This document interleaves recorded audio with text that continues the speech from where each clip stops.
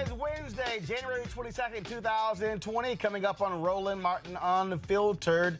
Opening arguments in the United States Senate, the impeachment trial of Donald Trump. Trump lawyers still lying and getting smacked down by Democrats. You'll hear from Congresswoman Val Demings as well as Congressman Hakeem Jeffries as they laid out the case why Donald Trump should be convicted in the Senate. Hillary Clinton slams Bernie Sanders. She like, don't nobody like Bernie. But all the media is running with this whole deal saying Hillary Clinton said she would not support Bernie Sanders if he won the nomination. Reading is kind of fundamental, y'all. That's not what she said. We'll tell you what she actually said in this new documentary series she's doing on Hulu. The Virginia Senate voted to end Lee Jackson Day, you know, the day where they celebrate white supremacists. We'll talk with Lieutenant Governor Justin Fairfax in just a moment about this very issue. The Maryland police officer who took that video that went viral, former basketball player Delonte West, in handcuffs, his punk ass been suspended, and he should be fired. Also, Grammy Award-winning gospel artist Byron Cage joins me here. We'll talk about his new album and book. Got some other stuff for you as well. It's time to bring the funk on Roland Martin Unfiltered. Let's go. He's got it. Whatever the miss, he's on it. Whatever it is, he's got the scoop, the fact, the find. And when it breaks, he's right on time and it's rolling. Best believe he's knowing. Putting it down from sports to news to politics. With entertainment just for kicks, he's rolling. It's on go, y'all. It's Roland Martin, Rolling with Roland now. He's funky, he's fresh, he's real, the best, you know he's Roland Martin now.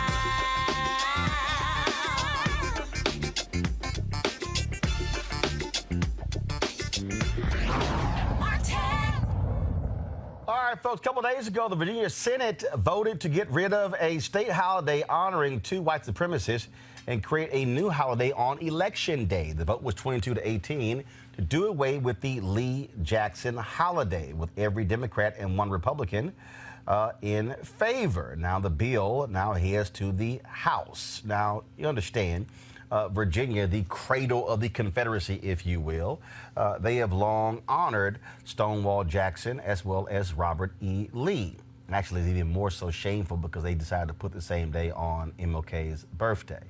And Lieutenant Governor Justin Fairfax, the second African-American, well, now that this action has passed, and hopefully the House does it and the governor signs it into law, they will be rid of this holiday honoring these white supremacists. Joining us right now on the phone lines is Virginia Lieutenant Governor Justin Fairfax. Glad to have you back on Roland Martin Unfiltered.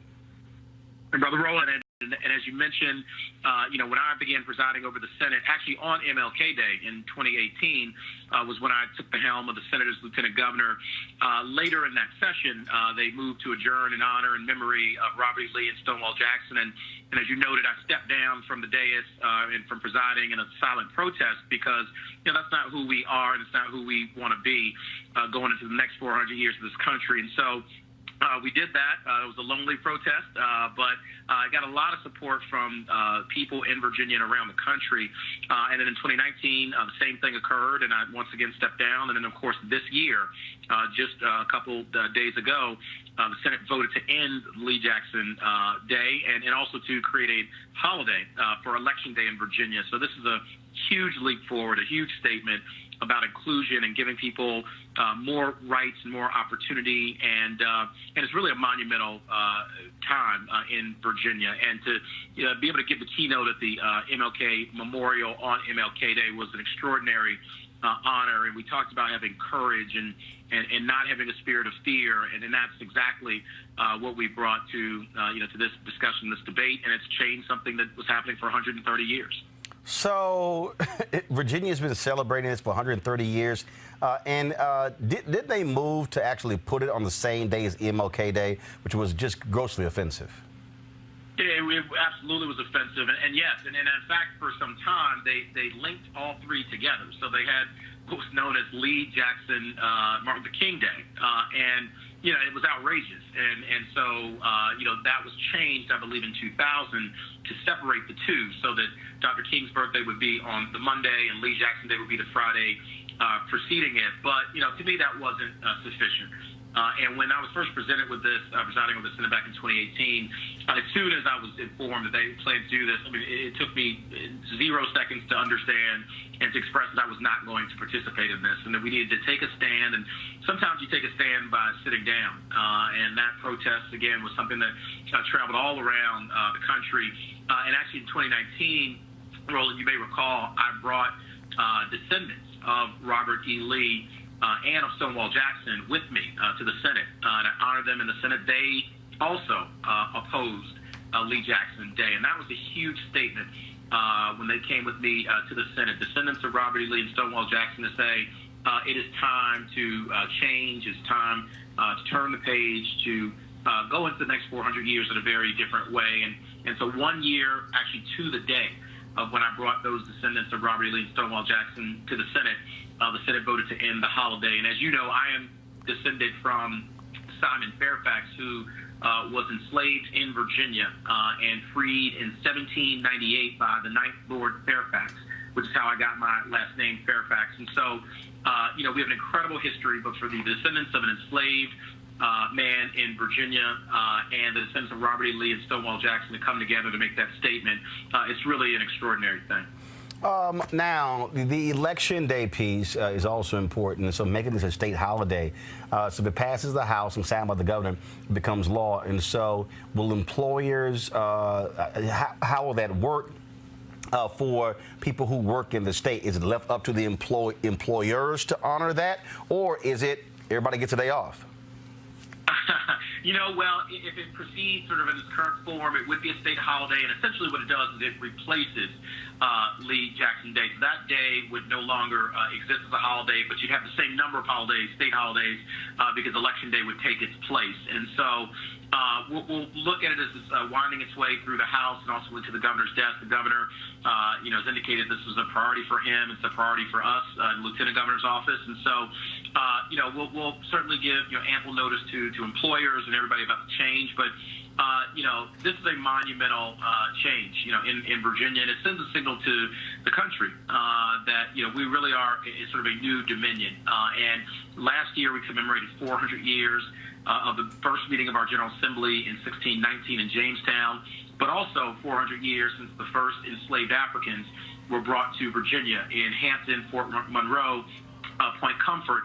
And as I've said, Roland, many times, those are the dual strands of darkness and light that have run through the veins of the Commonwealth of Virginia and through our nation for the past 4 centuries. And every generation, we have to determine who it is we are going to be and whether or not we're going to fight for a brighter future that's more inclusive. And I'm only the second African-American ever to serve in statewide office in Virginia, following the footsteps of a great man, L. Douglas Wilder, governor who was elected lieutenant governor in 1985 and then governor in 1989. And so there's this extremely rich legacy and also an incredible opportunity to do something that will change the course of history. But we've got to have a different kind of politics. It can't be about insider politics. It's really got to be about the people, and that's really what we represent. All right, then, Lieutenant Governor Justin Fairfax, we certainly appreciate it. Thanks a bunch. God bless you, Roland. Keep up the great work, and thank you so much for all you do. All right, thanks very much. Go to our panel, Reese Colbert, Black Women's Views, Michael Brown, former Vice Chair, DNC Finance Committee, via Skype, Rob Richardson, he's the host of Disruption Now podcast, Dr. Jason Nichols, Department of African American Studies at the University of Maryland. Michael Brown, obviously this is, one, it's ridiculous for Virginia to having these honors of white supremacists, folks who want to keep slavery. So thank goodness that day is gone. But also, it's important to make Election Day a holiday. Folks should be able to have that day off to go vote. More states should do that, and frankly, it should be a federal holiday. But it's interesting, and you and I talk about this all the time, Roland. Elections have consequences. If Virginia did not turn blue, you better believe this holiday would still be on the books. And that's good that, when people come out, it really makes a difference relative to legislation and how it matters to your everyday life. Reese, I think when you look at these two, at the end of the day, elections do matter. And you have in these southern states where you have had white folks, especially Republicans, embracing, supporting these white supremacists. Right. Virginia and Mississippi, Alabama, we can go down the line. And so, yeah, when you put black folks in charge and when you go to the polls and throw these folks out, you can start changing stuff for the better. Right. I was raised in Cali, so the notion of a white supremacist holiday is completely unconscionable to me. And to make it coincide with Dr. King Day is that much more insulting. So this is correcting a long overdue wrong. And I think that it's that much more of an honor to Dr. King's legacy to increase basically access to civil rights, which is voting. So I think that this is a remarkable step. First step, we have to, they have to get it through the House and on the governor's desk. But I think that it's not only correcting a wrong, but, it's making it that much better by increasing access to the polls. Rob, Jason, what do you make of the Virginia Senate? Obviously goes to the House. Democrats now control the House and the Senate, and so Republicans are standing by, and I'm sure those white Republicans are really upset that they now have to suck it up and they can't stop these things from being passed. Well, I'll just say this very quickly. It shouldn't be, because I don't see why this is a partisan issue. I say that rhetorically, but we know why it is. But look, this actually reminds me of the law of avoidance. The more something threatens your identity, the more you want to avoid it. So they didn't want to acknowledge what Dr. Martin Luther King did. Obviously, some people have a problem with wanting to get rid of white supremacy because they see it as part of their identity. It's 2020. Look, it's time to let that go. And this is a first step. Frankly, we need to do a lot more. Of course, actually, Election Day should always be a holiday, but to this specific point, the United States, I think, needs to do what Germany did. In Germany, everywhere you go, there's a place that talks about when a Jewish person was assassinated, what happened there. Whenever we talk about race, whenever we talk about racism, everyone wants to just avoid the subject and leave it. And that's really at the heart of our problem right here in America, in my opinion. Jason. Yeah, I would say that it's even more that they don't want to avoid it, that they just want to absolutely destroy the truth, destroy Dr. King's legacy, cover it up.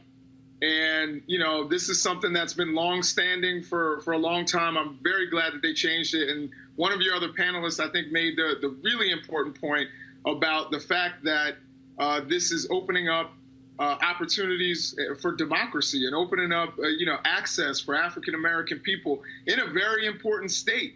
And so I think that, what Lieutenant Governor Fairfax did was incredibly important, not only for the historical legacy, but for the chance that it's going to give for more people to access the polls, particularly working class people. And in Virginia, where my family's from, a lot of those people will be African-American people from Northern Virginia and from the Hampton Roads area and other parts of Virginia. So I think it's really important for us to acknowledge the past, but also this is important because it's showing where we're headed as a nation, or where we should be headed as a nation, giving people more access to our democracy instead of constricting it.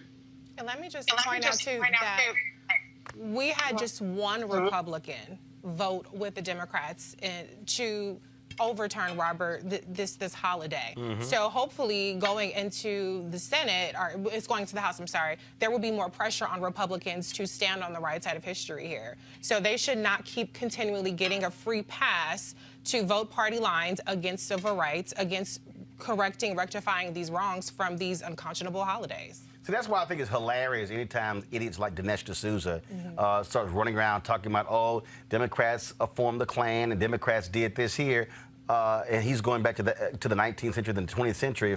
But the question is, who are the people in the 21st century today who are defending these white supremacists? Right. Republicans across the board, in numerous states, on the federal level as well as on the state level. And so, but you never hear folks like Dinesh and Charlie Kirk and idiots like Candace Owens talk about that, because it's a little hard to do that when your master is the one who is actually running the whole show. So that's how that whole deal works. All right, folks, let's talk about impeachment. After 13 hours of debate yesterday, going into the early hours of the morning, Senators finally agreed to the rules that will govern how the rest of the trial plays out. Opening arguments started today with Congressman Adam Schiff, the lead House impeachment manager, outlining Democrats' roadmap for the next few days. But here are a couple of impeachment managers who presented their case yesterday, both African Americans and members of the Congressional Black Caucus. The question was asked by Mr. Sekulow as he opened before this distinguished body. Why are we here? Let me see if I can just posit an answer to that question. We are here, sir, because President Trump pressured a foreign government to target an American citizen for political and personal gain. We are here, sir, because President Trump solicited foreign interference in the 2020 election and corrupted our democracy. We are here, sir, because President Trump withheld $391 million in military aid from a vulnerable Ukraine without justification in a manner that has been deemed unlawful. We are here, sir, because President Donald Trump elevated his personal political interests and subordinated the national security interests of the United States of America. We are here, sir, because President Trump corruptly abused his power and then he tried to cover it up. And we are here, sir, to follow the facts, apply the law, be guided by the Constitution, and present the truth to the American people. That is why we are here, Mr. Sekulow. And if you don't know, now you know. The House managers strongly support the amendment to issue subpoena for documents to the State Department.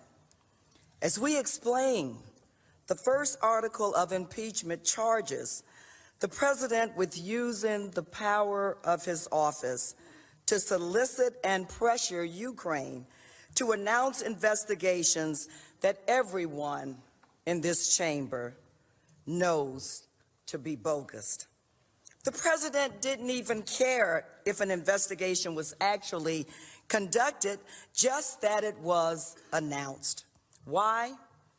Because this was for his own personal and political benefit. The first article further charges that the president did so with corrupt motives and that his use of power for personal gain harmed the national security of the United States. As the second article of impeachment charges, the president sought to conceal evidence of this conduct. He did so by ordering his entire administration, every office, every agency, every official to defy every subpoena served in the House impeachment inquiry. No president in history has ever done anything like this. Many presidents have expressly acknowledged that they couldn't do anything like this. President Trump did not take these extreme steps to hide evidence of his innocence or to protect the institution of the presidency. As a career law enforcement officer, I have never seen anyone take such extreme steps to hide evidence allegedly proving his innocence. And I do not find that here today. The president is engaged in this cover-up because he is guilty, and he knows it. And he knows that the evidence he is concealing will only further demonstrate his culpability. Jason, watching this whole thing play out, it is absolutely amazing to listen to Trump lawyers just lie. I mean, to stand there and say, oh, the Democrats, they wouldn't even allow Republicans into the skiff. They were. They even got to ask the same number of questions. I mean, how brazen they are with lying is, in essence, exactly what Donald Trump wants, because that's what he does. Just lie. Right. I was going to say, we know who their boss is. So, what's good for the goose is good for the gander. And the funny thing is, not only that, I would say that Cipollone looked out of his depth. Like, he really just looked like he shouldn't have been there. I wouldn't have even wanted him to be, my defense attorney. Sekulow looked a little bit better. He's a TV guy. But Cipollone looked really bad, and he was the guy, first of all, who's also implicated in the obstruction issue because he sent that letter. But, again, I think that Democrats have laid out an incredible case thus far. They've had visual aids. They've let the president's own people and the State Department people tell the story for them in many cases. Also, you had to appreciate Hakeem Jeffries, the Brooklyn dude, saying, if you don't know, now you know. I think everybody had to appreciate that, But, it's clear that we need to hear from Mulvaney and Duffy and Blair and Pompeo and Bolton and Parnas. And most importantly, we need those documents. There's no way to defend the fact that that Clinton gave 90,000 documents and they don't have to give any. They've given zero. You had 37 new witnesses in the case for Andrew Johnson, and now they're saying you can't have new witnesses. There's really no defense for it, so I don't really envy Sekulow or Cipollone or any of those other people. Of course, Dershowitz is making a fool of himself. So I think Democrats are slam dunking it, but we have such a partisan environment that in the end, it won't really make a difference. The president can escape. Rob, all these people keep talking about, Susan Collins and Mitt Romney and Lamar Alexander and I forgot the fourth person they keep bringing up. Cory Gardner. And, are they going to step up? Hell no. No. I mean, I'm telling you right now, I have absolutely no faith in either one of them. Just like when you had Senator Jeff Flake, he would go on the floor and he would give these speeches and punk out and vote along with Trump. Ben Sass, you ain't heard from his ass in the last 15 months or so. He was always running his mouth. He wrote a book and he was posting tweets. But as he got closer to re-election, he sucked up to Trump. Trump endorsed him, and he ain't said a damn thing.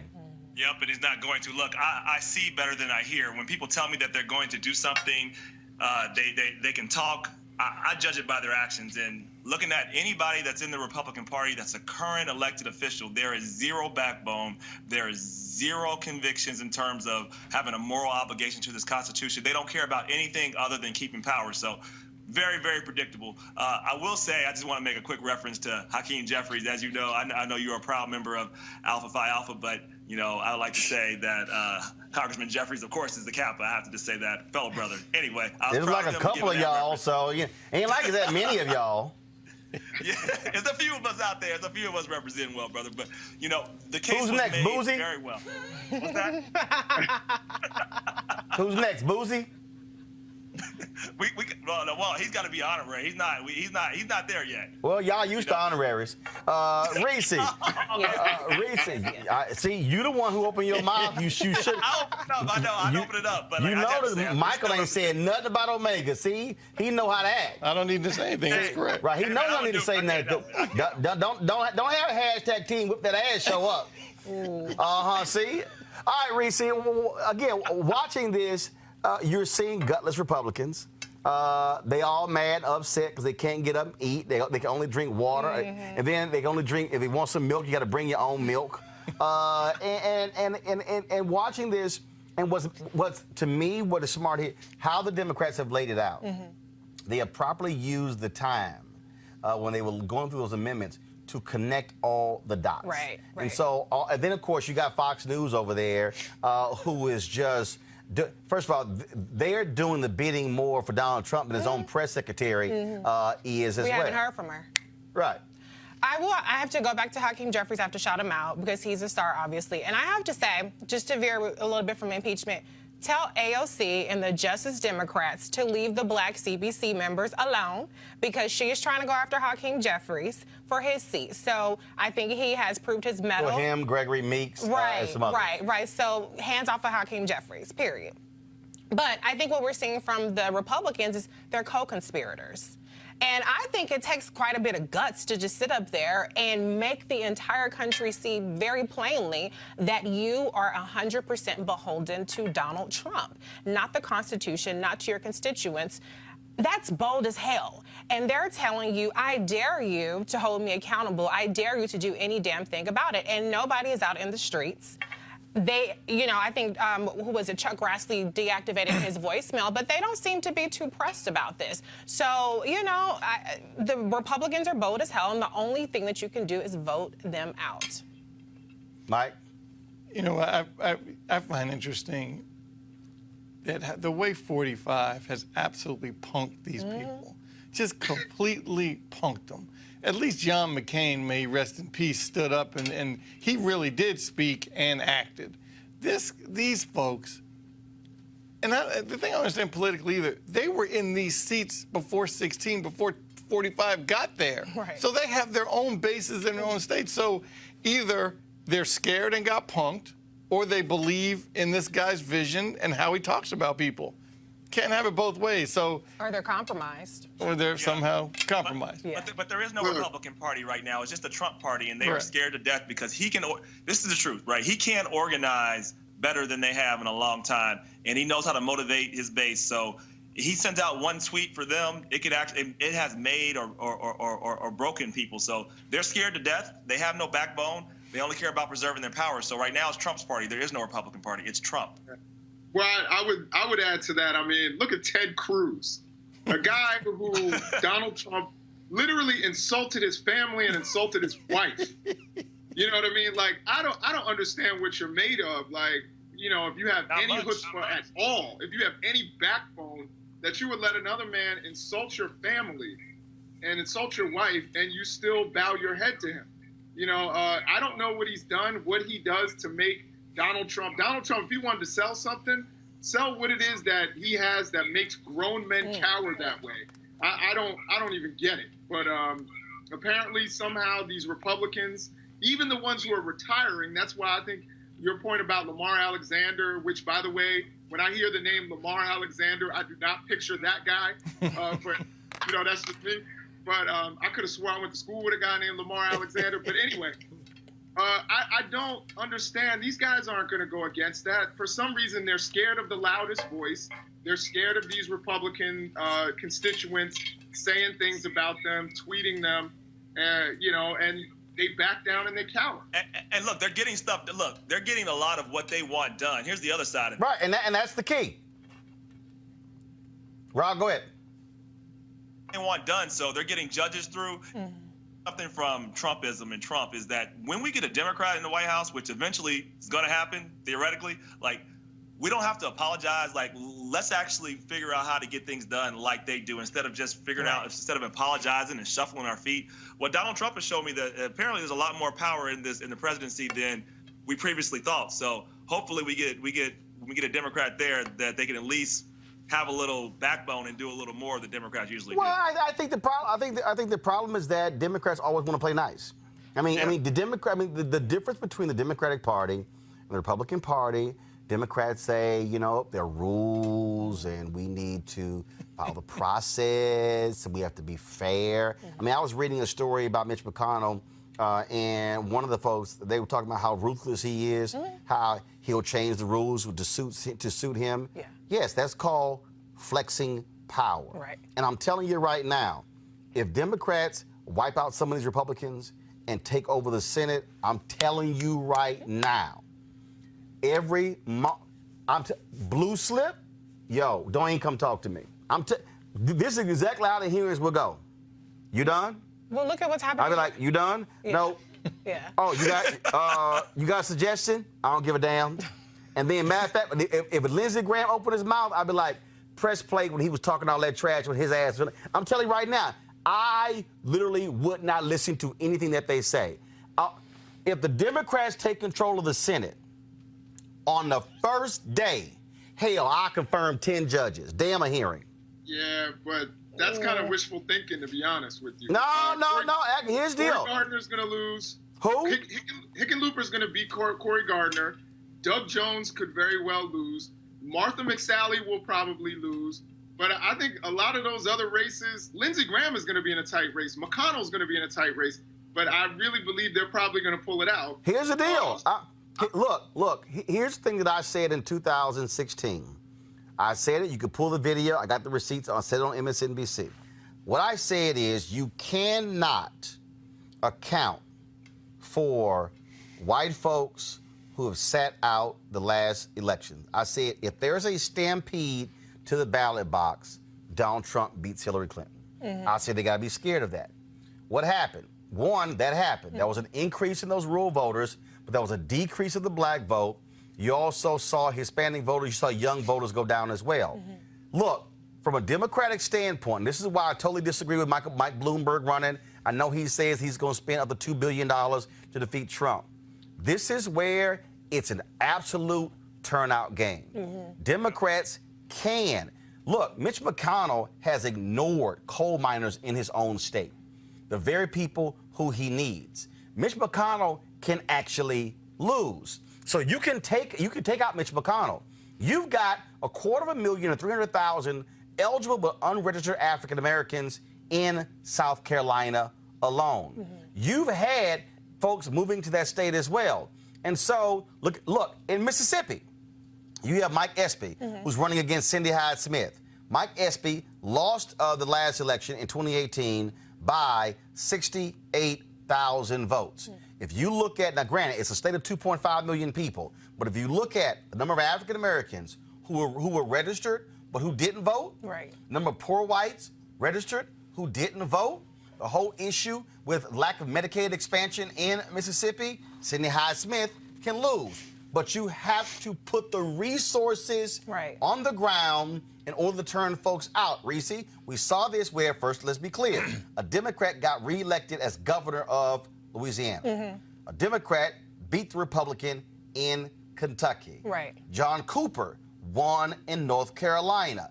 That only happened when people on the ground were reached. You knocked on doors, you touched people, but you can't come in thinking you're just going to run some ads and they're going to jump out and vote. Well, but we're seeing the Democrats kind of double down on this whole Rust Belt strategy, not going to the South. So I don't really see them putting the resources that you need to unless you have a billionaire like Michael Bloomberg who's willing to cut a blank check to the South. Which is also why, Michael, I disagree with Tom Steyer running. I mean, again, Tom Steyer was building that level of coalition, the amount of money he put in certain races, and fine, they're running. Okay, yeah, they think they're going to win. They're not. I don't care what the latest poll. Latest poll shows Mike Bloomberg's in fourth place. Deval Patrick, I don't know why in the hell he's running, because he's not even showing up in the 1%. But again, this is where Republicans, regardless of what they say about Trump, they're going to vote for him again. They don't care. They don't care about how he trashes women. They don't care about the lying. They don't care. And so Democrats that better understand that this is about being hardcore when it comes to turning your people out, and stop trying to chase white conservative women in the suburbs. Well, he has. Hold on one second. Hold on. Mike, go ahead. He has 45, however you want to look at 16. A lot of it was luck. He got very lucky. Absolutely. He pulled his little straight flush. He got very lucky. This time, his campaign folks understand that they have to actually be on the ground and get people out. They're going to have an operation. Besides running ads, besides rallies, he is going to be knocking on doors and pulling his people to the polls. What Democrats have to do, we have to do, is twofold. One, and Roland, you've heard me talk about it. I'm sorry to sound like a broken record, but Chairman Perez at some point has to stop the primary. At some point, whenever the primary season, whenever it's done, when it's after Super Tuesday, maybe let people get through March, maybe a little bit of April. You got to do what my father did. He cut the primary off and said, Clinton is the guy. Let's move on. Let's give the guy the rest of the summer, all the way through the convention. Hillary Clinton didn't have the catapult. She had a great convention, but she was still, you had still Bernie Sanders people still angry and upset and pissed off, and I'm not going to vote for Hillary. I don't like her. No chance to mend fences. And then you got to do a one-on-one with a guy that lies and has $500 million. Yeah, the problem here is, and Roland, I'm about to go to you in a second, the problem here, though, is that the calendar's also been shortened. Super Tuesday is going to take place on March 3rd. The Democratic National Convention is the second week of July. And so I'm telling you right now, this race is not going to be over by No, it's Super not. Tuesday. No. This race is No going way. to go. This race is going to go to May or June. Yeah. And look, if Buttigieg somehow wins Iowa, if Sanders wins New Hampshire, and then if Joe Biden wins South Carolina, 3 of your first 4 states are going to have 3 different winners. And so that's one of the things that you're dealing with. Democrats have proportional delegation, Right. as opposed to winner take all. That's going to extend this whole deal. Go ahead, Rob. Yeah, I have a couple of really different points from Michael. I would say I don't think Trump got lucky in 2016. I think there was some strategy, particularly how they did their digital strategy. And the Clinton campaign really had no real digital strategy. They were specific. They knew who they were targeting. You know, if you don't believe me, you can see The Great Hack on Netflix. They go through it all in detail. And I still think Democrats have an underappreciation for what they need to do there. I am sure of it. And so I do agree with him that they're going to be even more prepared now. Second, my experience as being a candidate, I was the Democratic nominee for Ohio Treasurer, and a lot of the philosophy generally was to do exactly what you said, Roland. Like, let's just figure out, we're going to get some more of those voters back. Let's figure out how to market to everybody and essentially market to no one. And, you know, that's what happened. Now, we got a ton of votes, almost got 2 million votes, which is actually more votes than Kasich got. Here's what they didn't anticipate. Those people came out in rural communities, and they came out in stronger numbers than our base did in terms of looking at young people, African Americans. Hold on. Hillary Clinton lost Ohio by 450,000 votes. They didn't just come out in huge numbers. Lots of Democrats who work for unions. It was all about NAFTA. She wasted more time and money going to Ohio. And I'm be perfectly honest with you, okay? In this cycle, and you've already seen Priorities PAC say it, they're not going to waste time and money in Ohio. I would not, look, all people in Ohio, I love y'all, but I'm just looking at hardcore numbers. Right. If and a Ohio's dude, not the point. I don't want to make the point of looking at Ohio. I wanted to make the point of the strategy. I think the strategy was off for that. And, but you got, and no, that's all but I'm the saying. strategy was off, but we also, look, you have to concede, Hillary Clinton was the perfect candidate for Trump to beat. No question about it. Because the narrative about Hillary Clinton was already locked in stone. The Republicans had already paid. You couldn't get out of it. Which gets to my next point. You're absolutely right. There are some candidates that can fall under that same trap, especially if your philosophy is the same as the Clinton campaign was. I think it's a losing strategy. That's what I'm trying to say. Well, first of all, we got an issue, of course, where Hillary Clinton is still making noises. There's a 4-part Hulu series that is called Hillary. That will be airing. And then, of course, it is set to premiere at the Sundance Film Festival this weekend. And in this particular docuseries, she did not mince words when it came to Senator Bernie Sanders. Quote, he was in Congress for years. He had 1 senator support him. Nobody likes him. Nobody wants to work with him. He got nothing done. He was a career politician. It's all just baloney, and I feel so bad that people got sucked into it. When asked if he gets a nomination, will she endorse and campaign for him? She responded, quote, I'm not going to go there yet. We're still in a very vigorous primary season. I will say, however, that it's not only on him, it's the culture around him. It's his leadership team. It's his prominent supporters. It's his online Bernie bros and their relentless attacks on lots of his competitors, particularly the women. And I really hope people are paying attention to that, because it should be worrisome that he has permitted this culture. Not only permitted, he seems to really be very much supporting it. And I don't think we want to go down that road again where you campaign by insult and attack, and maybe you try to get some distance from it, but you either don't know what your campaign and supporters are doing, or you're just giving them a wink and you want them to go after Kamala Harris or after Elizabeth Warren. I think that's a pattern that people should take into account when they make their decisions. Now, all these media people ran with it, said, Hillary Clinton said she is not going to campaign for Bernie Sanders. That's not what she said. She never said such thing. She says, I'm not ready to go there yet. Why? Because her deal is not one vote has been cast. Reese, you have been quite animated on Yes, Twitter with your clapbacks towards Bernie bros, or you call them also Bernie brunettes. Broettes. Broettes, I'm sorry. Yeah, because Hillary is totally right. Let me start by saying, even if she didn't want to campaign for him, so what? She doesn't have to. The problem is we're not making people work for our votes anymore. It's just vote blue no matter who. No, you're an asshole. I don't want to vote for you. And Bernie is the worst, and so are his supporters. And I'm glad that she name-checked Kamala Harris because these folks have gone after Kamala Harris for years. And so good on Hillary Clinton for standing up to Bernie Sanders. It's about damn time that somebody did it. Everybody's acting like they're scared of him because his bros are monsters. I said it, and I don't care. And you know what? They're not going to be able to bully their way to this primary, to the nomination, or to strong-arm people into voting for him. And if they don't think that there's going to be a huge never Bernie problem, they're in for a rude-ass awakening, period. Let's go to Jason. What about that? What reason you had to say? I have to disagree with that. I think Hillary's making, in many ways, a big mistake. I understand what she's saying about, not wanting to go there yet. Bernie Sanders went to, I believe, 34 campaign stops for Hillary Clinton. And the other thing I would say is that Hillary Clinton is also destroying her legacy. She's making herself look like a sore loser who's looking for an excuse for why she lost. And I think in many ways, her criticism should be saved for her enemies. We have, we as Democrats oftentimes end up eating our own, and then we come out weakened, and I guess we're not stronger together, as what she said before. So, look, Bernie Sanders, if you think he's not the right candidate, support the candidate that you think is the best candidate. But going after Bernie Sanders at this point, I think is really just a bad idea. It's bad for Democrats all around. And then we get surprised and on November 9th or, in 2016, we're wondering what happened. It's because we've fractured ourselves too much instead of actually saying, all right, we have an existential threat on the other side. We need to unite.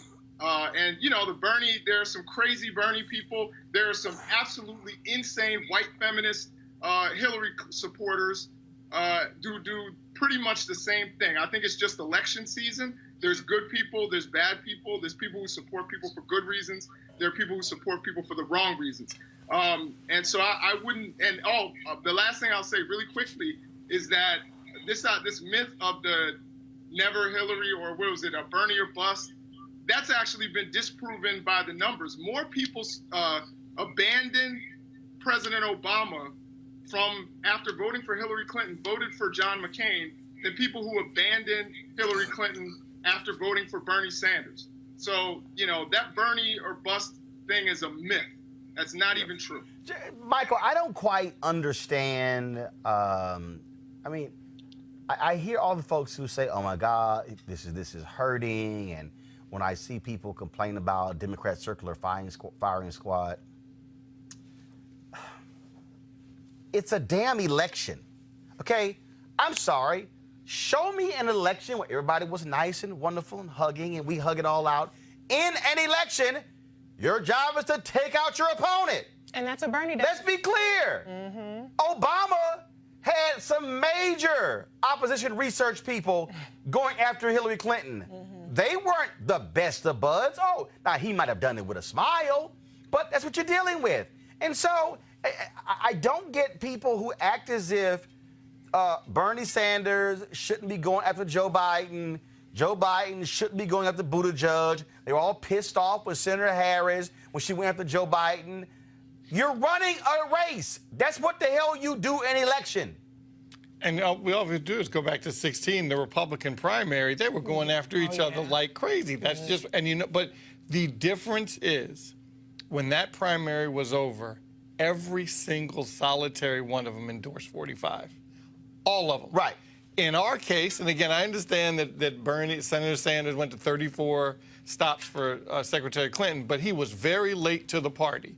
A lot of his supporters were late. They were still moaning and groaning on Twitter, talking about, oh, I'm not going to support her, even if Bernie does it. So there is a lasting, in the 16 GOP primary, I cannot, all of them, even when, and you were right, I forget what other panelists mentioned, this guy was talking about people's wives, their families, assassinating Kennedy. Right. He accused Ted Cruz's daddy of being a part of the assassination plot to kill Kennedy. And Cruz stood on that stage, hand in hand. I support this guy for president. And that's the thing, Rob, that I don't quite understand. I mean, look, Republicans are going to be like, yo, it's about winning.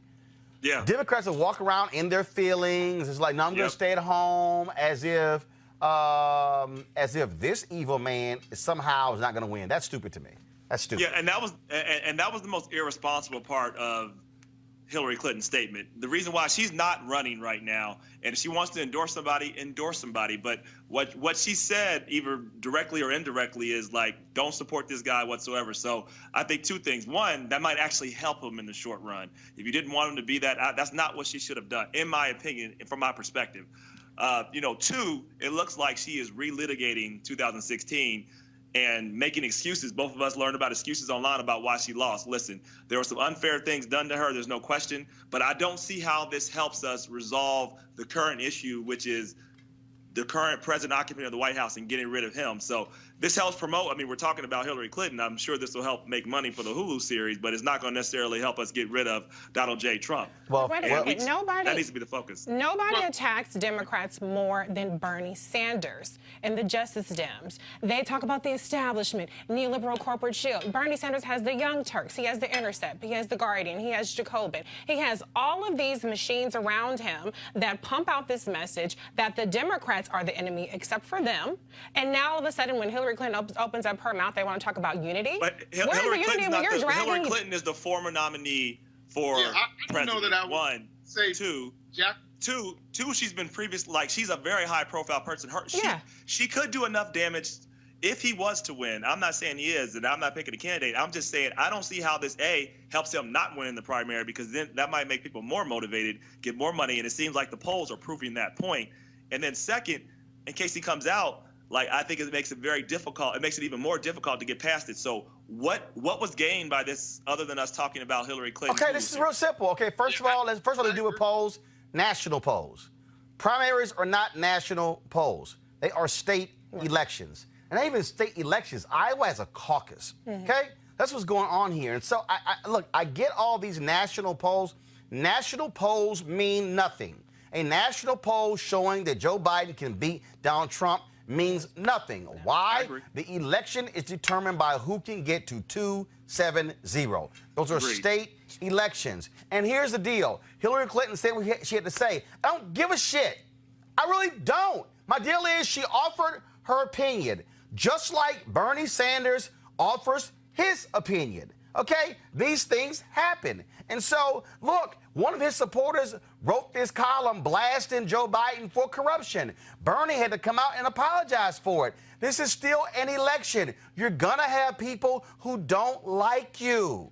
And that's just what it is. Right. Okay? And that's just a fact. But the real deal here, and look, let me just go ahead and put it on the table. There are a lot of Democrats who are pissed off at Bernie Sanders for jumping into the party, forcing the Democratic Party to change his rules, and then him not declaring that he's a Democrat. I mean, so, look, he wants it both ways. I want you to change your rules, but I ain't going to be one of you. Well, how in the hell are you going to change my rules? That's like having somebody say, change the rules in alpha. Punk, you ain't alpha. Go sit your ass down. I mean, that's what you got going on here. And so one of the issues, though, that you also have, you got Bernie people, some of them who love Bernie but voted for Trump. You got Democrats who voted for Obama, voted for Trump. And so at the end of the day, what has to happen is ain't nobody voted once. Let the folks vote in 13 days in Iowa. Then, damn it, let's go to New Hampshire. And let's go to Nevada. Let's go to South Carolina. But what I'm not going to do is shut an election down when, hell, not a single vote has been cast. So damn all these polls. Somebody needs to check Bernie, period. Now Biden is starting to get on his case a little bit, and he's had some success with that. And that's what happens in elections. You actually... That's what happens. I'm just tired of people who go, well, no. You shouldn't be attacking each other. Yes, you should. I agree with that, but why Clinton?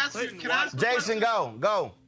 And my question is, a lot of people were saying what happened with Kamala Harris was unfair.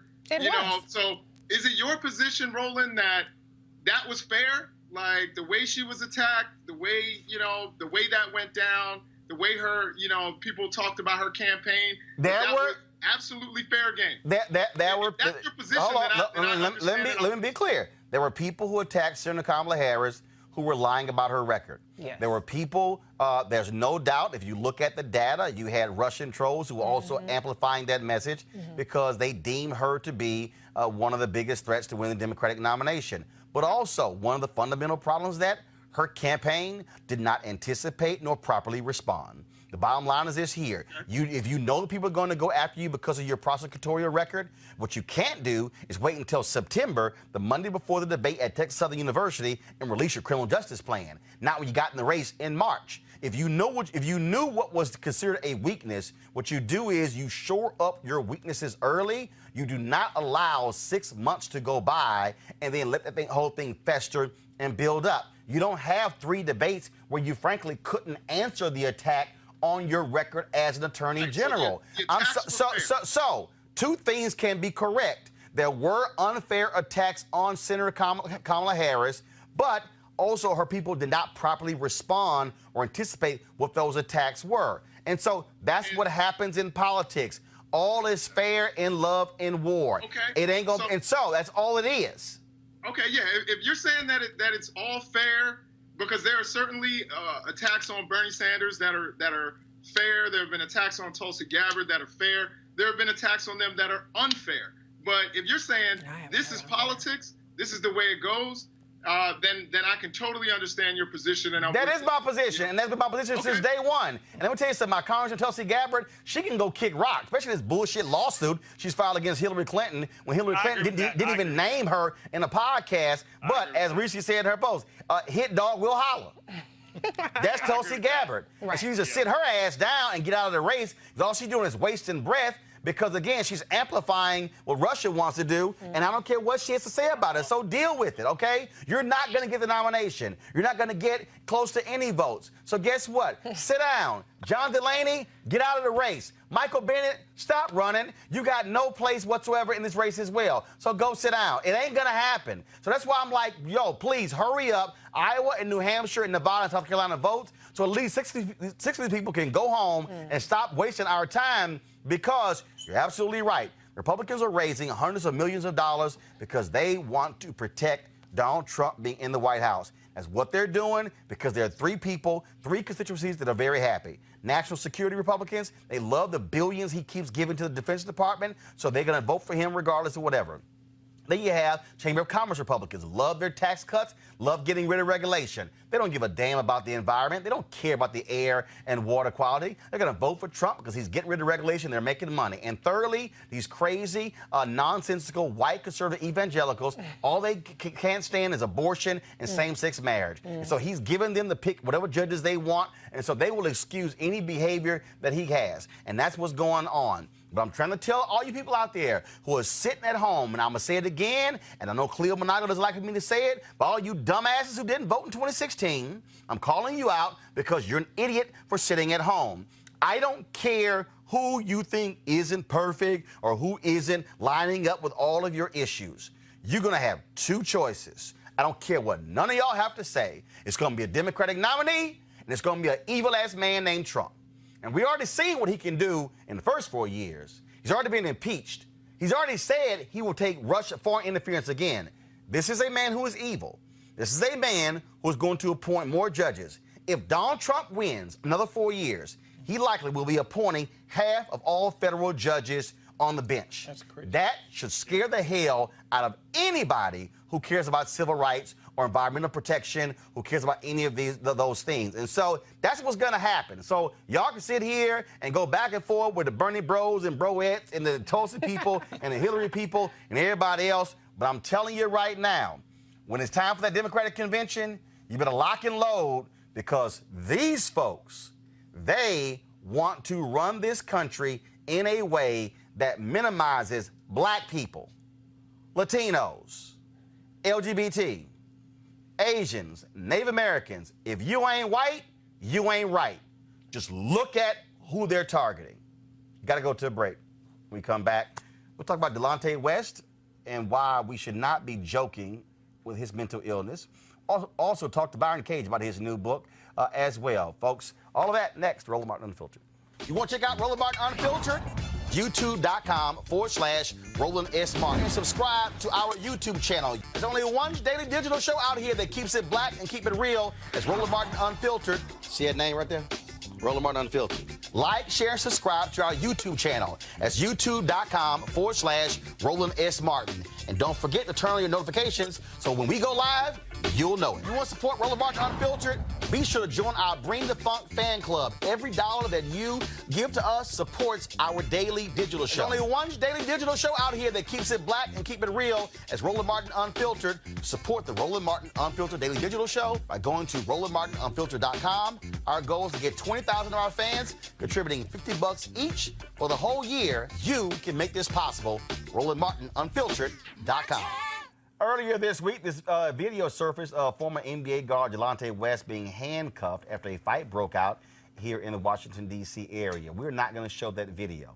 According to TMZ, a witness told police that West started the street fight by throwing a glass bottle at the other man. The Prince George's County, Maryland police found out that one of their officers recorded the viral video and conducted a full investigation. The video made its rounds on social media following the incident, and the department conducted a full investigation leading up to the officer's indefinite suspension. Reese, I'm not showing this video because, one, Delonte West has a serious mental illness problem. This has been the case for a number of years. Folks have been joking about him. They've been mocking him. When he was getting beat in the middle of the street, all these cars stopped. Nobody came to his assistance. And then, I mean, it was just shameful. And I mean, this is what happens when you deal with people who have problems with mental illness and they're not getting the help that they need. Yeah, it was very disturbing, and even the woman recording the video was like, somebody call the police. Get off your phone and call the police. Right.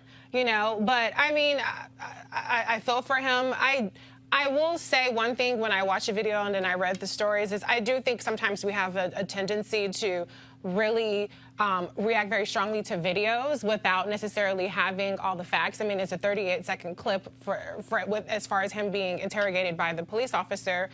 And, you know, there was a little bit more to the story than his, you know, to me, understandable agitation at being handcuffed after having just getting beat up. But it is encouraging that he's with his family and he seems to be getting some help. And there was some outpouring of support. And people were certainly much more sensitive to the fact that he has bipolar, as he's stated himself, rather than making a mockery of it and calling him crazy and putting him all these lists that they used to put him on to try to make it seem like he was just some sort of, you know, crazy person instead of being sensitive to his condition. Rob, this is, again, I mean, I think that it's very easy to sit here and make fun of jokes and make fun of people and make jokes, but he has a serious problem. People have, folks have been asking for the NBA or at least the Players Association to help one of their former players. Yeah. You know, a couple things on this. You know, social media has a lot of great things and it connects us, but it also has a dark side. It amplifies some of the worst of human nature, some of the worst pre-existing conditions we already have. So to talk about people, to judge people quickly, and obviously we saw that play out with this. But yes, absolutely, the NBA should be investing heavily in mental health, and it's one of their former players, and it's a situation that we as a black community have to begin to take more seriously too, because we think we can just, you know, sometimes pray it away. No, you need to get real help, and it shouldn't be made fun of, and it should be talked about. There's nothing wrong with admitting that you need help, and we should seek the services and not shy away from those things. Jason. Yeah, I want to echo that. So, you know, I'm from Maryland, and so I know a lot of people who I don't know Delonte myself, but I know a lot of people who know him, and you know, I've talked to people who have actually been in contact with his family. You know, it's a difficult time for them. I will say that, you know, Delonte, despite his condition, is a strong dude, and I believe that he will, you know, with help and with the right people around him and the right professional help, that he's going to bounce back. I also just briefly want to say, from the video of the attack, anybody who's done any kind of training, any kind of fighting training, knows that if somebody stomps on your head, that's a kill shot. That person should be in prison, to me. Yep. That person needs to go to jail. I don't care what the circumstances were ahead of time, but when you stomp on someone's head, you are literally trying to kill them. And so I think that, no one's really had a conversation about that person's culpability. And, that was basically an attempted murder. That wasn't just a fist fight. When you have someone who's incapacitated and you stomp on their head, that's really, really a problem. But Delonte, again, I want to echo what they said, besides, the love and prayers that we want to send him and his family. I really hope that, the NBA and everybody who can get involved that can help Delonte in his condition can help him, and he can bounce back and be there for his family. Michael, again, we could have easily shown the video. I chose not to. It's my call. Want to apologize for it because there's no sense. The way folks have made fun of him, that is a serious problem that he's dealing with. It's affecting a lot of people across this country. This country has slashed mental health services, cities, counties, and states, and that's one of the reasons why we have such a huge problem, especially when it comes to homelessness as well. You're right, and Reese just mentioned, call the police. Instead, people are talking about World Star. How quickly can I post this online? Mm-hmm. And that's back to, I forget which panelist talked about the social media and how great it is and it connects us, but it also has these negative parts about social media. And that's just kind of what happens, and it's unfortunate. And again, I guess we're all sending our thoughts and prayers to his family. All right, going to go to a break. We come back, we'll chat with Byron Cage about his new book and his new album. Next on Roland Martin Unfiltered. Unfiltered, be sure to join our Bring the Funk fan club. Every dollar that you give to us supports our daily digital show. There's only one daily digital show out here that keeps it black and keep it real as Roland Martin Unfiltered. Support the Roland Martin Unfiltered daily digital show by going to RolandMartinUnfiltered.com. Our goal is to get 20,000 of our fans contributing $50 each for the whole year. You can make this possible. RolandMartinUnfiltered.com. All right, folks, on Monday, February 3rd and Tuesday, February 4th, the National Leadership Conference is issuing a call to action. Next year, of course, this year is going to be a critical year for the election as well as for the census. And so people are focused on, of course, what's going to happen in the fall with the election. People are also focusing on making sure we are not undercounted. The black community needs to be organized and assert the full force and power of our communities, including electing people who will champion our interests. The conference will be called with a sense of urgency that concludes with a specific action plan for African-American leaders to take back to their communities. Pull the graphic up, please. So taking place it's called Emergency Convening of National Black Leadership Summit. And so Monday it will take place, February 3rd, at the Hyatt Regency, Washington, Capitol Hill. And then, of course, on Tuesday, February 4th, it will take place on Capitol Hill. And so we at Roland Martin Unfiltered, and we've been talking with Congresswoman Karen Bass. We're going to be live streaming both of those days, all of the sessions. I'll be moderating one of those as well. And so we're going to be involved with that. And so if you want to get more information, go to the Congressional Black Caucus Foundation website. You can also go to cbc.house.gov/2020 Summit. cbc.house.gov/2020 Summit. And so tomorrow, folks, let's be sure we have that graphic, that website on the bottom so people can have that. And so, again, 2 days of an emergency meeting for African American Leadership Summit. And we certainly look forward to carrying that right here on Roland Martin Unfiltered. All right, folks. Okay. All right, folks, hold tight. So 1 second. So Byron Cage, he is in the house. He has a new book. He's got a new album. It is called Isolation. That's the name of the album there.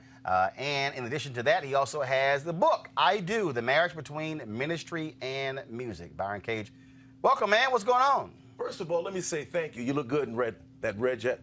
Red is looking amazing on you. You mean the Houston Rockets colors? No. I'm talking about you see that R? I heard you talking to my other fraternity brother. Do you see that R? Yo. Okay, do you see that R? The right color. That's for Rockets. That's for the right. And if you ever see, and you see me in red and white, I'm honoring Delta. You all right with me? Let's be clear. You see me in red and white, I'm honoring Delta. You all right with me? It ain't never got jack to do with Kappas. I don't deal with any organizations below my alpha pay grade. Oh, listen at you. Listen at you. Okay, We bind that spirit right now. You can bind it all you want Bring the to. church up in You know Jesus was an alpha. Don't even front. Don't even front. And you got to remember, without alpha, y'all known as Kappa Psi. No, not at all. We're still Kappa Alpha Psi. No, you see what this is right here. Come on. Go ahead with the alpha in it. All right. Anyway, all right, y'all. Glad to have Byron on the show. Let's go to a break. See, we can shut that down real quick. So first, let's talk about the book, I Do, the marriage between ministry and music. What's that about? Man, I chronicled my 30 years before I retired in 2018 in December after doing full-time ministry as a minister of music. And I talk about my years. You retired from what? From being a minister of music. There you go. I did that full-time for 30 years. And it was a great time. Of course, I started in Grand Rapids at a church called Bethel. So I talk about the years there, me growing up with the DeBarge family and the things that I've learned and all that good stuff. Then we moved to Detroit. I talk about that. And me and Fred Hammond and a lot of us went to the same church there. And I was still directing choirs. But it wasn't until I got to Atlanta and I started working for Bishop Eddie Long. He was Reverend Eddie Long at the time in 1988, where New Birth only had like 400 or 500 members. And then when I left 10 years later, it was well over 20,000. And I just talk about the funny stories of Ebenezer and even in St. Paul and Richmond. And I just kind of tell pastors and music people how to get along together in the pulpit, because they're always fighting. Every place I go, a lot of times pastors think that musicians are crazy. Musicians think pastors are jealous of the music because, you know, a lot of times music, because it's inspirational, will get a really just celebrated type of response. And sometimes if a pastor is intimidated by that response, feels like if the congregation was quiet when he was preaching, that maybe some way, somehow, it failed when that's not necessary. So I talk that's about the dumbest thing. It really is. I don't understand the logic. I don't understand, and look, my wife's ordained minister. I know many preachers. I don't understand preachers getting mad and being jealous of the music ministry. It's just the dumbest thing in the world to me. It's there. Bishop Walter Scott Thomas in Baltimore set me free. We were on a flight going to the Bahamas to do TBN. And this is when I resigned from New Birth the second time. And he said, Byron, what's wrong? You seem to be a little bit distraught. And I told him, you know, I just felt like it was time for me to go because I never want to be in the way. And I never want to feel like what I'm bringing to the table is not what you asked for. And because I served him for so many years, I just believed that was really what the church wanted. The church responded, and it was a great time. And unfortunately, it kind of pushed me out. And I told him, I just felt like I need to get out and let you get someone in here who really can give you what you want. So I left the second time. So Walter Scott Thomas said something to me, and I talk about it in the book. He said, Byron, if you have a leader who really only wants a celebration to happen at the point of revelation, which is the word, but not at the inspirational moment, which is the music, then yeah, you'll have some problems. So I'm brutally honest in this book because musicians aren't always right, but pastors aren't always right either. And I think that if we find that happy medium place of where we understand that a pastor has a vision for a church and how we can support that musically for the church, then I think that we can have a more harmonious relationship in the pulpit. Also, what people don't realize is when you hear the phrase, you don't want to see how the sausage is made. There are folk who look at church from the pews, and it's a whole different world behind the pulpit. When you look at shows like Greenleaf, and people might say, oh, it's television. No, it ain't. No, that's real, right? Yeah, and church is a business as well. People, you can say what you want to say. Hallelujah, glory to God. We got to have the money to make sure that church happens. We got to be able to bring the tithes into the storehouse, the Bible says, that there may be meat, food for those who serve the way that they do. And I think that when people are obedient in their giving, then it becomes an act of worship, that this is something that they love to do, because the Bible says this is a commandment that we should do. So when you reflect on those 30 years, what was the craziest thing? The craziest thing that happened? This is a New Birth story, and this is a true story. I had just gotten to New Birth maybe 3 or 4 months, and Bishop Long said to me, this is when New Birth was at 2778 Snapfinger Road in Decatur, Georgia.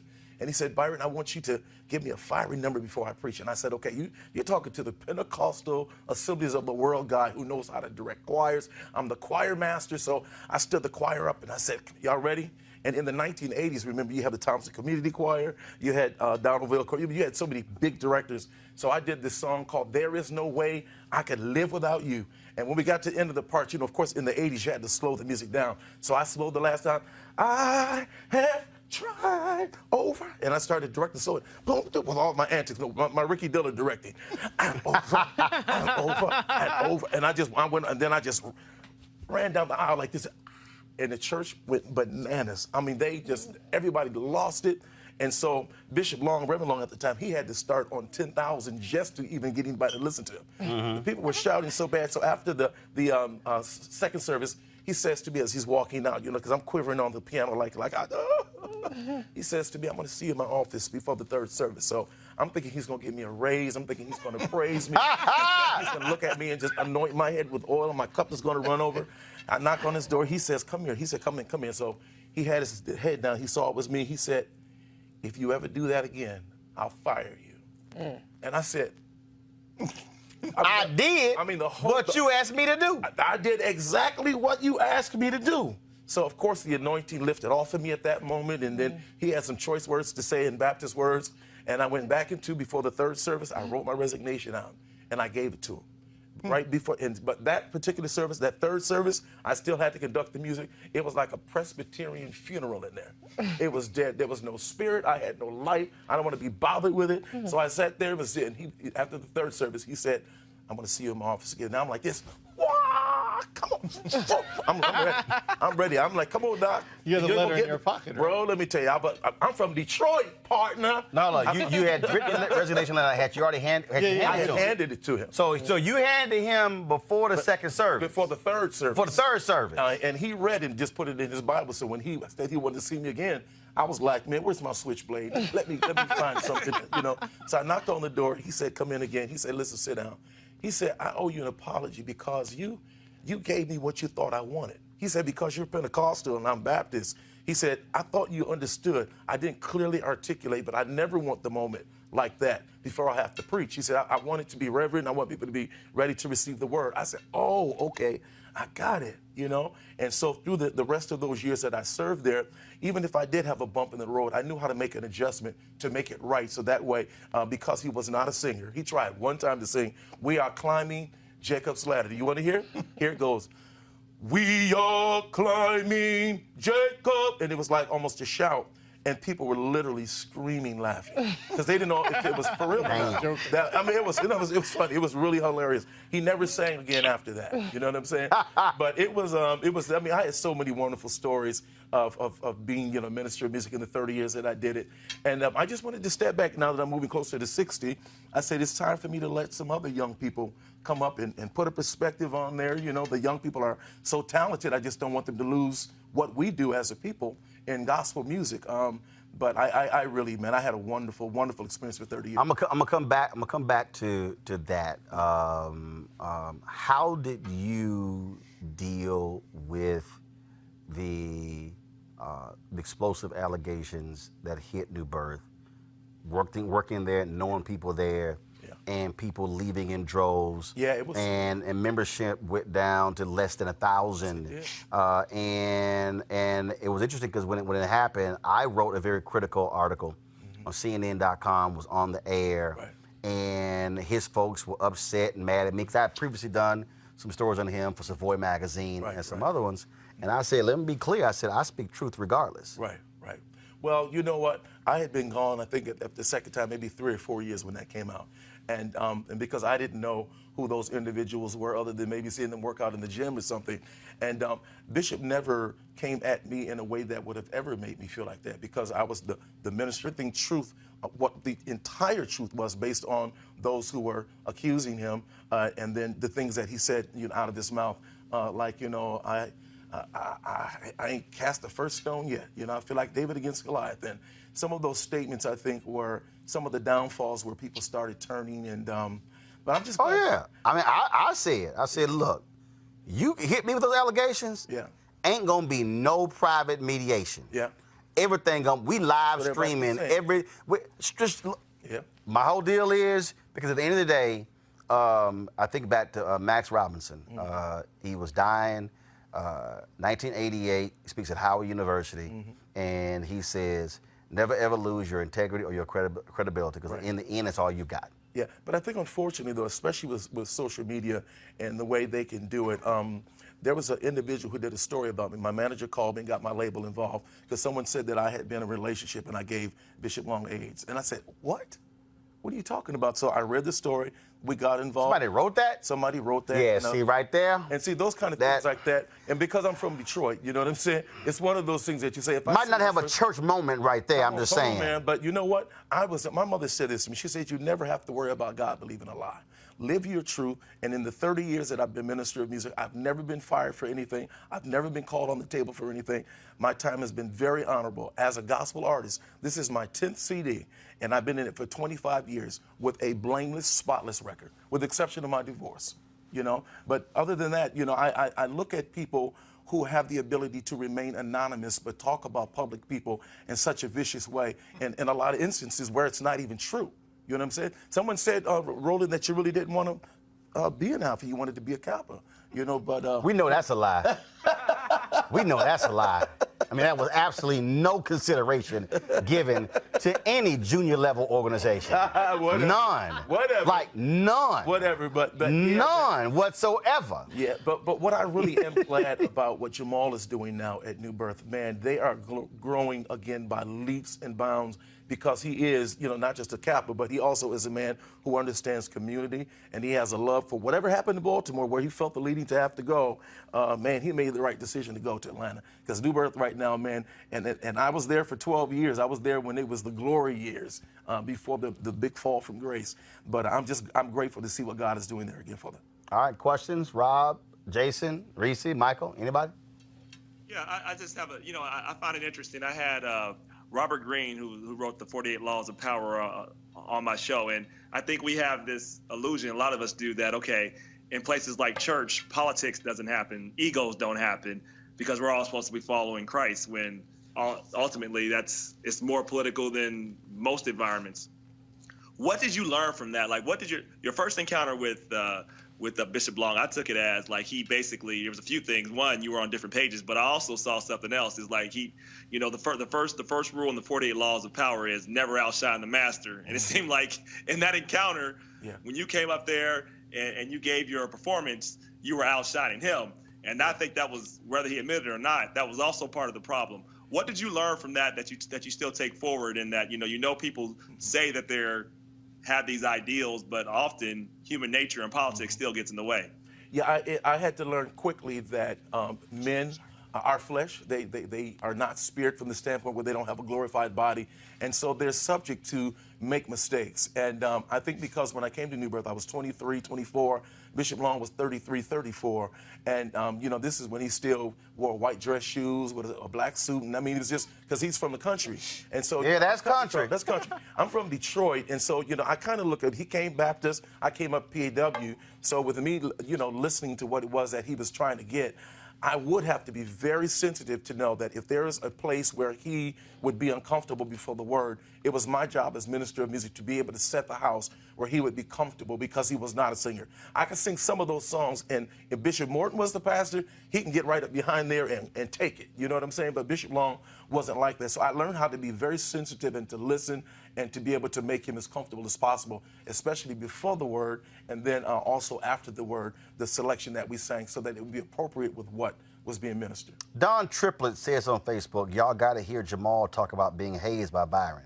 Now see, that's one of the 10 commandments. See, y'all don't think I don't read y'all comments during the show. Thou shalt not lie. I never laid a hand. I did write Jamal Bryant's letter of recommendation, but I did not touch Jamal Bryant. Touch not my anointed, and don't do it. And Kappa Alpha side, we don't haze. We just very physically exert. We exert a lot of physical energy and have a great time. Amen. Yeah, and y'all drop canes. All right, who else got a question? Jason? I have a quick question.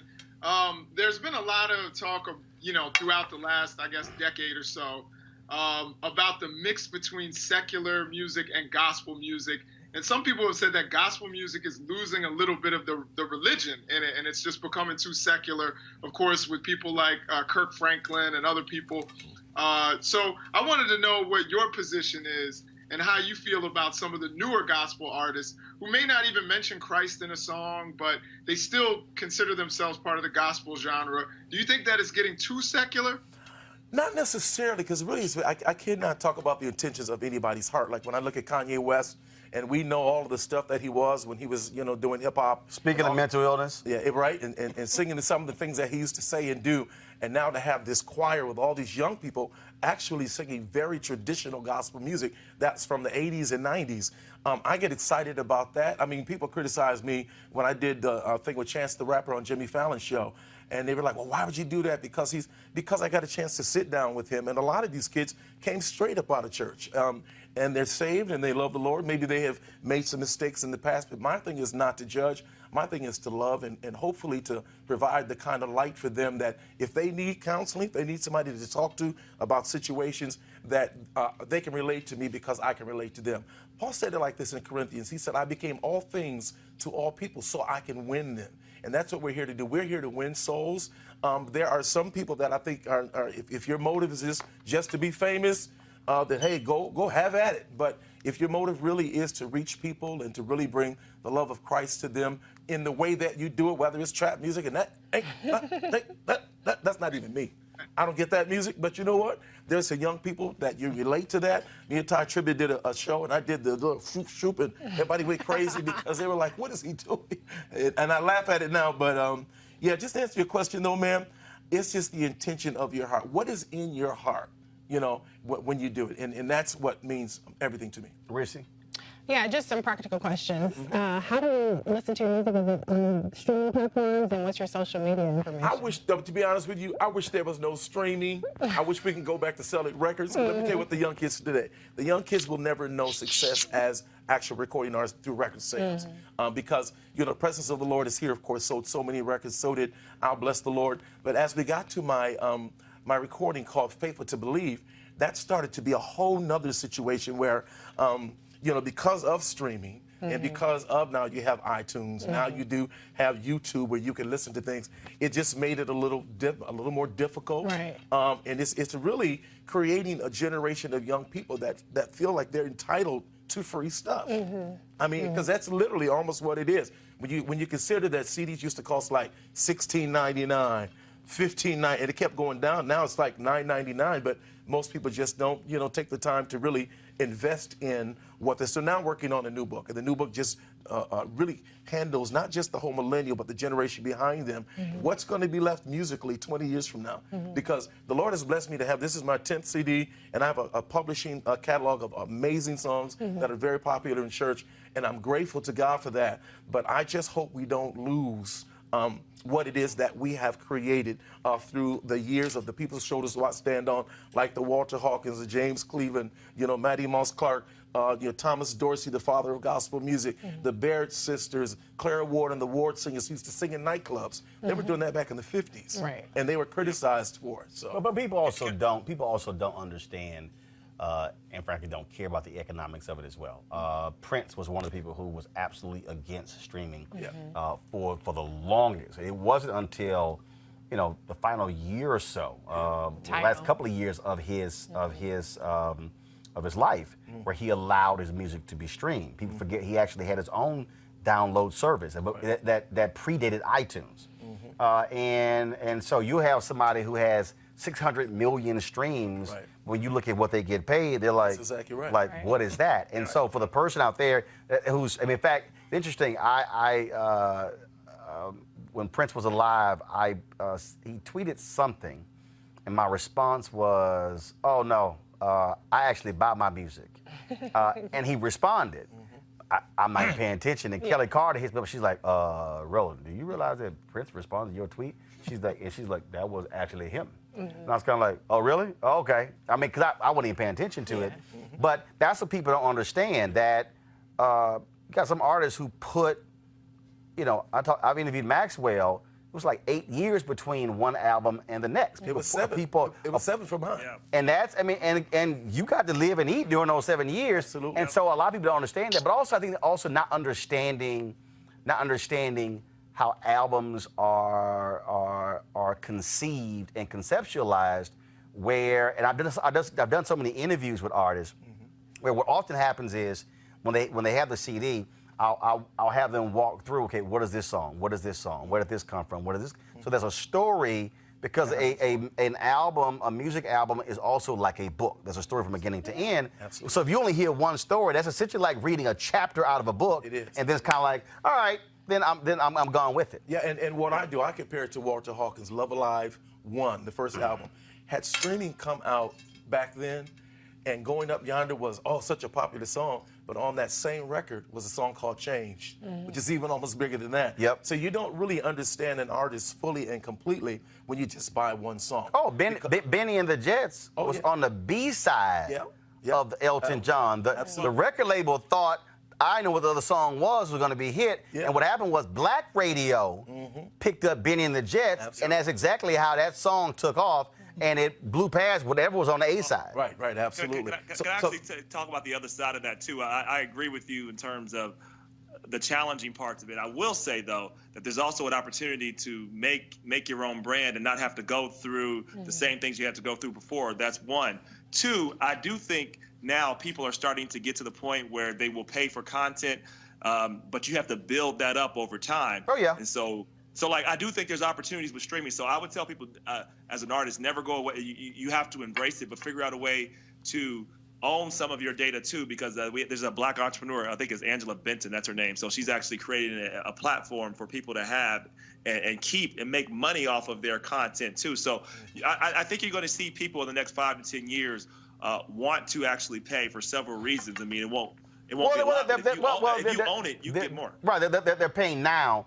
Because there was a period there where they were Napster, they were just LimeWire, they were ripping everything off. They were. And it happened there. Yeah. Michael, question.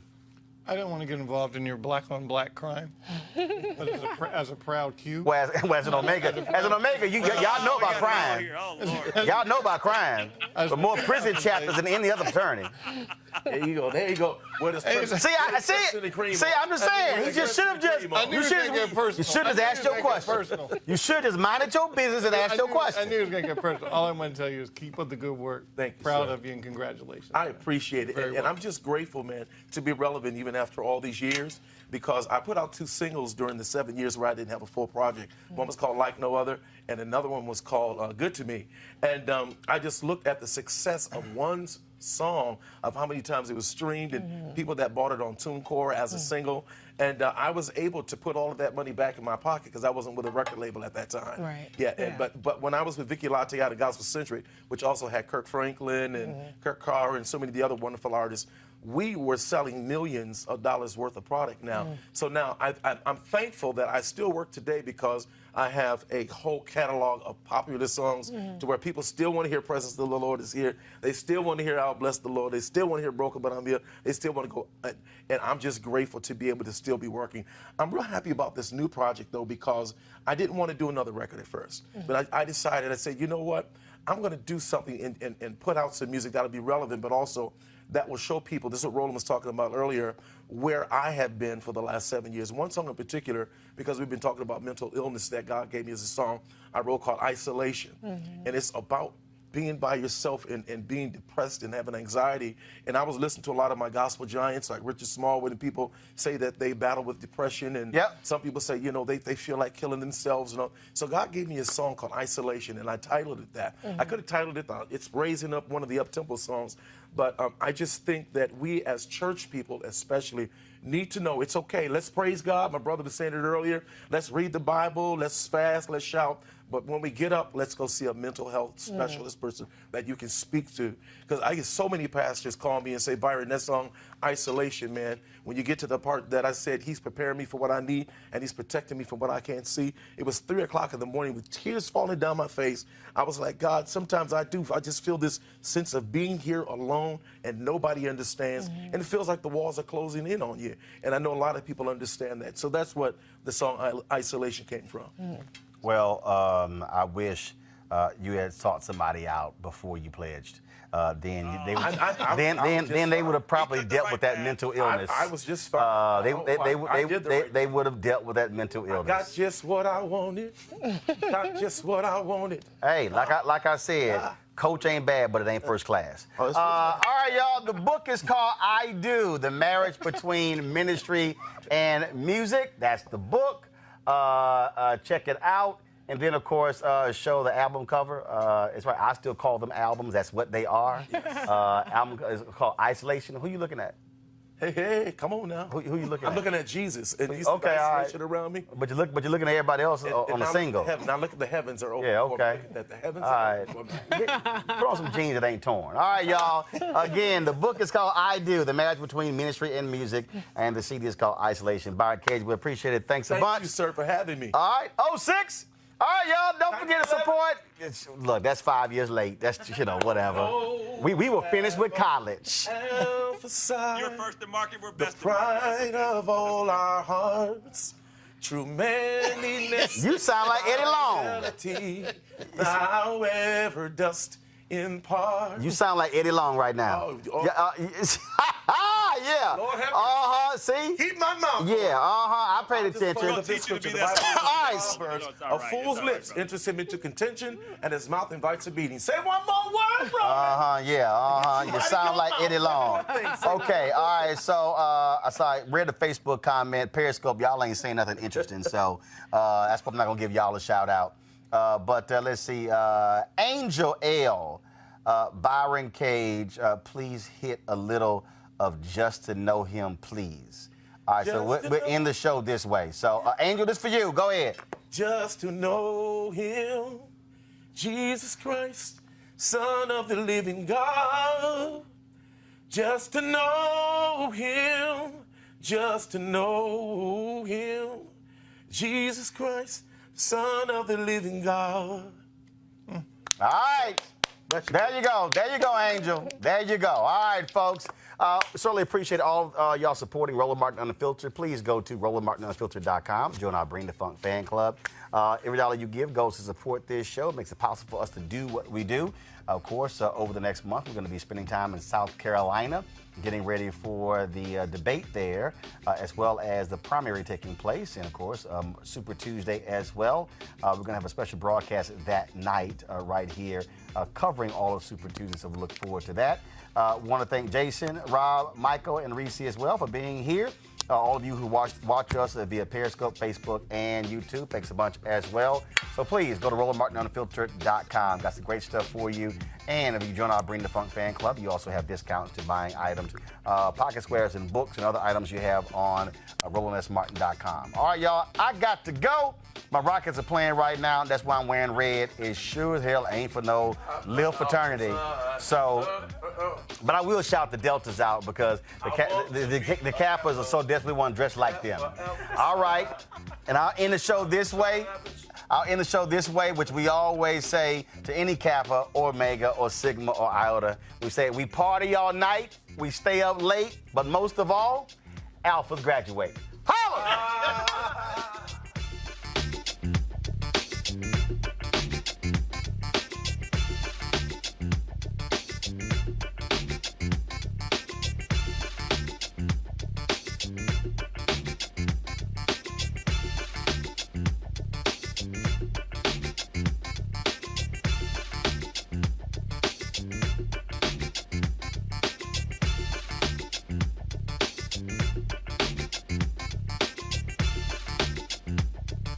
You want to check out Roland Martin Unfiltered? YouTube.com/Roland S. Martin. And subscribe to our YouTube channel. There's only one daily digital show out here that keeps it black and keep it real. It's Roland Martin Unfiltered. See that name right there? Roland Martin Unfiltered. Like, share, and subscribe to our YouTube channel. That's YouTube.com/Roland S. Martin. And don't forget to turn on your notifications so when we go live, you'll know it. Hey everybody, this is your man Fred Hammond, and you're watching Roland Martin, my man, Unfiltered. Hi, this is Essence Atkins, and you're watching Roland Martin Unfiltered. Hey, yo, Peace World, what's going on? It's the Love King of R&B, Raheem Devon, and you're watching Roland Martin Unfiltered. Hi, my name is Brescia Webb, and you're watching Roland Martin Unfiltered. Ow. Well, I like a nice filter usually, but we can be unfiltered. What's going on? This is Tobias Trevelyan, and if you're ready, you are listening to and you are watching Roland Martin Unfiltered. What's up? I'm Lance Gross, and you're watching Roland Martin Unfiltered. Hi, this is Cheryl Lee Ralph, and you are watching Roland Martin Unfiltered. I mean, could it be any other way? Really? It's Roland Martin.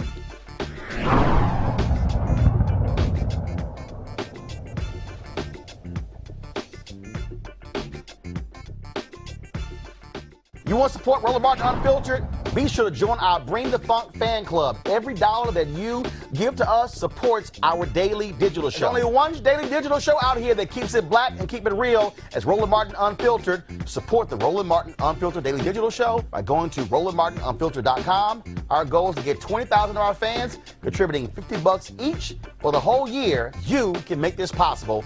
RolandMartinUnfiltered.com. Hey fam, want to check out Roland Martin Unfiltered, the blackest show on all of digital, cable, and broadcast. Check out our audio podcast. There's only one daily digital show out here that keeps it black and keep it real as Roland Martin Unfiltered. Press play.